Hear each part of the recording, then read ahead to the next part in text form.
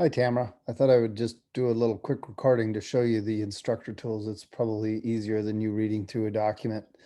And I'm doing this by logging into your account using my admin powers here so I can show you exactly how it's going to look from your account. I've also got a little tool here that sort of highlights the cursor, and that'll help you see what I'm doing here. But as I talk you through it, hopefully this makes some sense. So when you log in, you're on your My GCM page, and right up next to your username, Tamara Ledley here, there's a link to Instructor page, and that's how you get to the instructor tools. So you just click on that.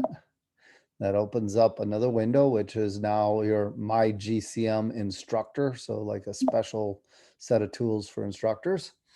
And there's a couple of things up here. I'm not gonna, belabor these right at the moment because you add new documents and, send announcements to students and things like that. But the real key things that you ought to know from the instructor tools are in these sections down here. So this first section is called simulations in courses. So I think I can highlight that. Hold on, how do I highlight that? Well, I guess you can see it there. So um, simulations and courses is this first section, and there's a menu at the top here in which you pick the course number that you want to work with. So let's, in this case, it's the one at the top is the current course. You pick that, and it shows you all of the simulations that you will be showing to your students. So any simulations in this list are the simulations that your students will have access to from our library. If you want to change the simulations that your students see, you just click on Edit Simulations, and then there's a little checkbox next to each simulation. And if the checkbox is on, your student will see it. If the checkbox is off, your students won't see it. Now, I've already set this course up for you with the simulations I think you want, but you can look through this list if you want to and use this tool to turn on or off some of the simulations. Eventually the library is supposed to, be 100 simulations long. So this will be really important because, we don't want to show our students 100 simulations. We may only want to show them a few. Right now, the list is fairly short, so I'm only hiding a couple. Make sure you click done once you've decided on which simulations to show. The next section down here, oops, let me scroll down to the next section, which is called class portfolios. In this section here, you go to a little menu at the top of the section and pick the course that you want to work with. Now, this is where we have some new features, and so I had to basically sign myself up as a student for your course, and so I can show you an example how this works. But you again select the course. So this is the current course. You'll then see all of your registered students. Right now, it's only yourself and me as the example student here. But once you have this list of students, whenever you click on a student's name, then in the sections below, you will see that student's saved images and the items they have put into their portfolio on their My GCM page, and their activity logs. So if they've done any the activity logs basically screenshots that they do by clicking on the record activity button that's on every screen. And so you can quickly see the work that the student has saved.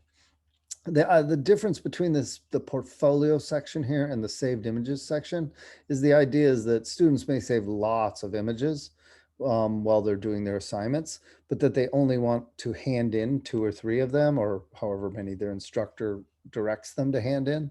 And so they place those images into their portfolio section on their own My GCM page. And then you as an instructor can see the subset of items that they are handing in. The new features that we're working on here are that the images can have text added to them also. So the idea would be that there's not only an image, but they can type in anything from notes to answer questions that the instructors has asked them to answer, or eventually, maybe, I guess I hope eventually that these items will be something that you can open up and make comments back to the students as well. That's sort of the next, the next feature we'll be working on.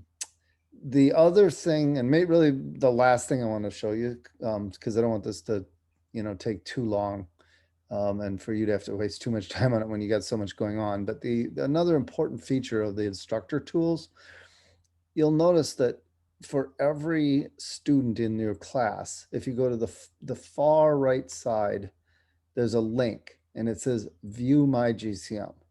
This is a really powerful feature, actually, if you have a student who has any troubles, particularly for students when they're remote.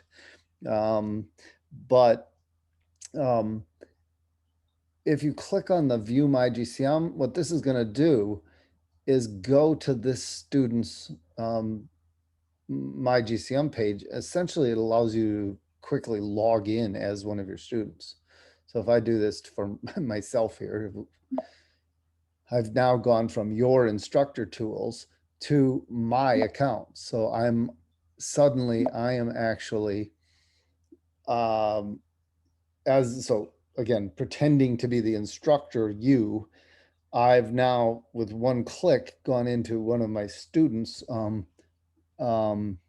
pages, there, so that I can actually see everything they're doing. And really I can just run EzGCM as if I'm the student. So again, that can be really a good way to go in and help students who are struggling with something. And then I'll just close that window. And I'm back to the instructor tools. And I think we'll just leave it at that for now. So hopefully this was helpful. Please ask me any other questions that you might have via email, and I'll get back to you as quickly as I can, okay?